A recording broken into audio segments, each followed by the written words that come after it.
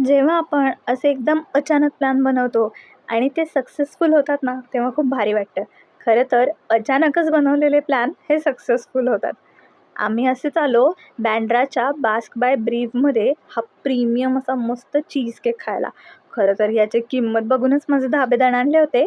पण चव घेतल्यानंतर वाटलं की किंमत जेवढी आहे तेवढी वर्थ आहे.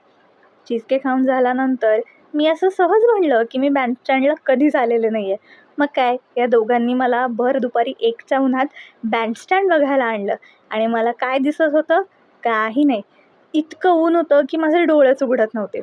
मग या अशा दगडादगडांवरून चालत आम्ही तिथे एक फेरी मारली, गारेगार गोळा खाल्ला आणि मग गेलो बँड्रा फोर्टवर. या फोर्टची बरीच सुधारणा झाली आहे आणि तिथे असं ओपन ॲम्फी थिएटर, गार्डन अशा खूप छान छान गोष्टी आहेत आणि तिथून बँड्रावरील सिलिंग्सचा मस्त व्ह्यू पण मिळतो.